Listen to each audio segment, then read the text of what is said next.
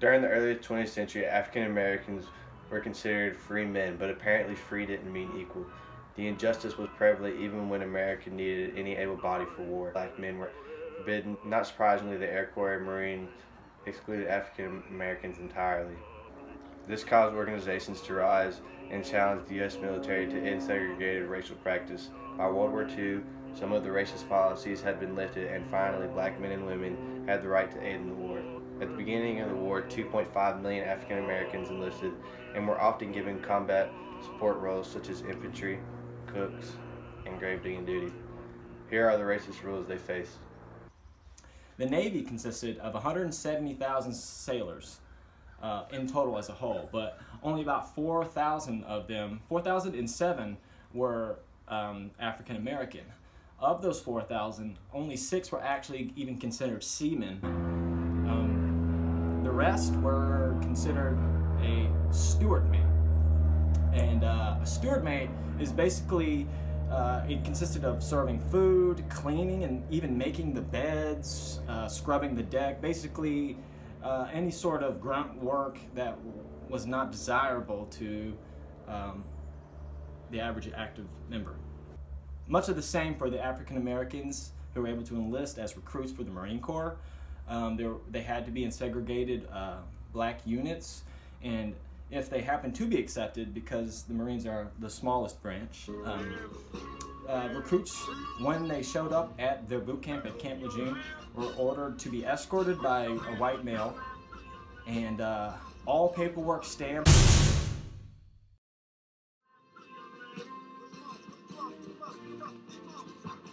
Perhaps the most celebrated of any branch for African Americans were the heroes known as the Tuskegee Airmen.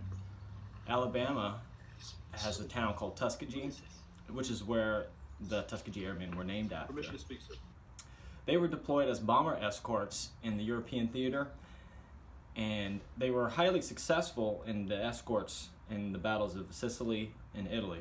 Sadly, even these heroes did not have the priority over Nazi POWs on things such as transportation, chow lines, and basically things of that nature. Jimmy Brokaw's in the front, boys. Gonna give up our seats for German prisoners of war? Train's leaving, boy. Either get on or back off. Hold on! Some 30,000 black Americans were either drafted or accepted by volunteering. They were assigned to segregation divisions and were mostly in support roles such as a cook or a grave digger. Even the lines for chow were separate during this time, and segregation remained in the Army for the entire term of World War II. The good news would be that African American women were able to enlist, but only as nurses and only under the exception that they served other black members.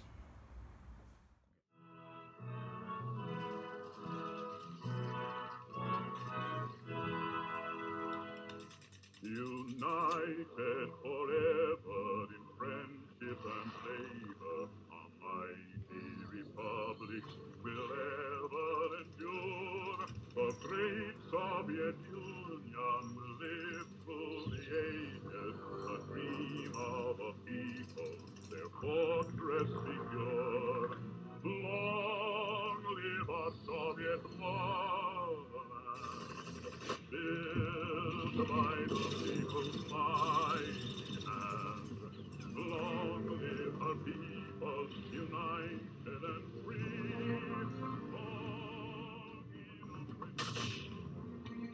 Although many African American soldiers were perceived as unskilled, they did, however, have a major impact on the outcome of the war.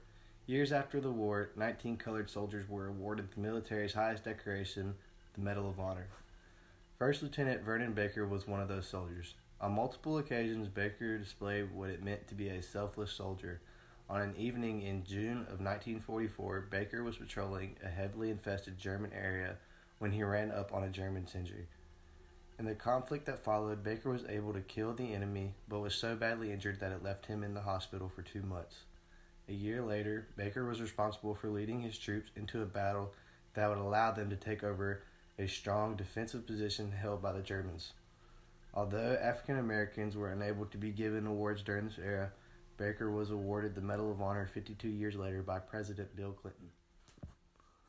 Staff Sergeant Edward Carter Jr. was another recipient of the Medal of Honor. On March 23, 1945, Carter was riding in a tank when they were hit with bombs. With no other choice, Carter took charge of his 4-man group. They were under heavy enemy fire when 2 of Carter's men were killed, and then 1 was seriously injured. He managed to keep fighting back, but was still under heavy fire from 8 enemies. After all was said and done, Carter had killed 6 of the enemies and captured the remaining 2, and was able to obtain valuable information from them about enemy positions. The fights against fascism during World War II brought to the surface contradictions between American views, ideas of democracy and equality, as well as its treatment of racial minorities in America.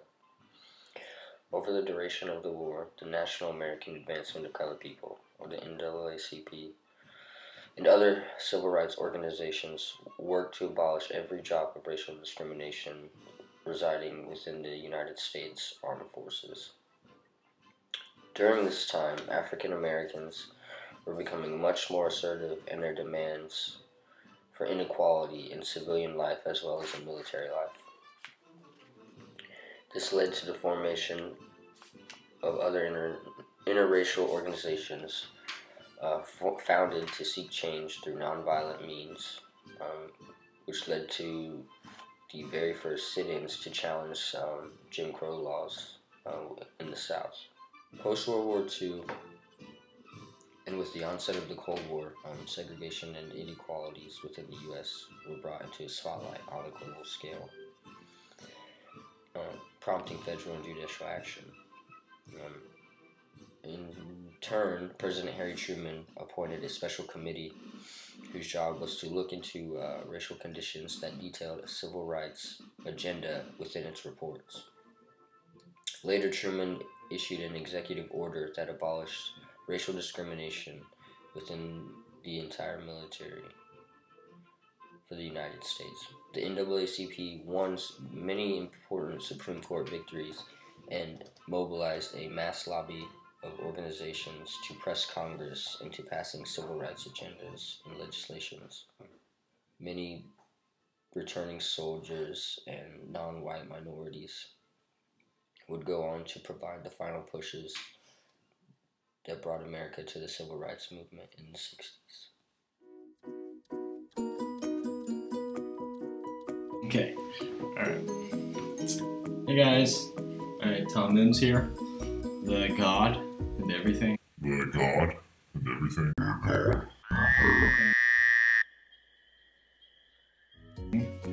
I just want to say that today in our modern society, racism is still very much alive, but we've come so far away from where we were in the early 20th century. But racism, I've been told, will still exist no matter if we took all of the racists out of America and just put them on their own little racist island. We would still, in large part, still have somewhat of a racist little subculture because of the way our institutions function. But we won't really get into that too much. I'm just here to say that for the most part, in our armed forces, in our modern day military, that equal rights and opportunities are distributed throughout each branch for every race and gender. 30% of the armed forces are in fact African American, and that's huge. That's a very nice growth from back in the day. And as a veteran myself, I just want to say that personally, joining the Army really cultured myself as a person on ethnic groups and races and practices of cultures and people that I had no idea I would ever be able to get so close with. I can recall in 2012 when I went into basic training, Our drill sergeants and pretty much any leader in the Army, if race was brought up, he always would say that I don't care what color you are, black, white, gray, Batman symbol, orange, 69, 46, 42, it doesn't matter. You are green when you're in the Army and under the Army's rule. An old saying, in fact, was, I don't care what color you are, purple, may it be yellow, red, doesn't matter. So long as you have my back when I need it the most, then I'll give that same loyalty back. I'm just going to close this up and say that I hope that we as an American people can move forward, continue moving forward from where we were in the Jim Crow days of 1940. I can only hope that our future leaders and people can continue to move forward instead of the opposite, which is obviously nowhere where we want to go. And we can only learn that race has nothing to do with an individual's strengths or weaknesses.